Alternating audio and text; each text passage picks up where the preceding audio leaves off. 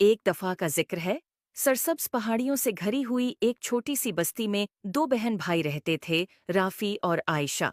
رافی، بڑا بھائی، اپنی چالاکی کے لیے مشہور تھا، مگر وہ اکثر اپنی چالاکی کو شرارتوں کے لیے استعمال کرتا تھا۔ عائشہ، اس کی چھوٹی بہن، نیک دل تھی، مگر رافی کے شرارتی کاموں میں بے آسانی سے شامل ہو جاتی تھی۔ ایک دن دوپہر کے وقت جب وہ اپنے گھر کے باغ میں کھیل رہے تھے، انہیں ایک پرانا دھول سے بھرا ہوا صندوق ملا۔ صندوق کے اندر انہیں ایک چمکدار لکڑی کی چھڑی ملی جس پر پراسرار نقش و نگار بنے ہوئے تھے۔ تجسس سے بھرے ہوئے وہ چھڑی کو اپنی دادی زہرا کے پاس لے گئے۔ دادی زہرا کی آنکھیں چھڑی کو دیکھ کر پہچان سے چمک اٹھیں۔ میرے پیارے بچوں، یہ ایک جادوئی چھڑی ہے، انہوں نے وضاحت کی۔ یہ خواہشات پوری کر سکتی ہے، مگر یاد رکھو اسے عقلمندی اور نیکی کے ساتھ استعمال کرنا چاہیے۔ اگر اسے خود غرضی یا بے وقوفی سے استعمال کیا گیا تو یہ مشکلات پیدا کر سکتی ہے۔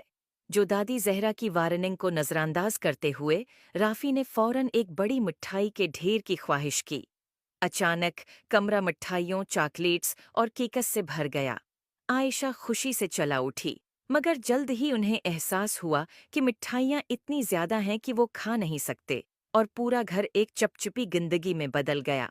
گندگی کی پرواہ کیے بغیر رافی نے دوسری خواہش کی۔ اس بار اس نے ایک سنہری سائیکل کی خواہش کی۔ ایک چمکدار سنہری سائیکل ظاہر ہوئی، مگر یہ اتنی بھاری تھی کہ چلانے میں مشکل تھی، اور جیسے ہی رافی نے اسے چلانے کی کوشش کی، وہ ٹوٹ گئی۔ مایوس ہو کر اس نے ایک کے بعد ایک خواہش کرنا جاری رکھا، ہر ایک خواہش کا نتیجہ کسی نہ کسی مصیبت میں نکلا۔ عائشہ، جو یہ سب دیکھ رہی تھی، اسے دادی زہرا کی باتیں یاد آئیں۔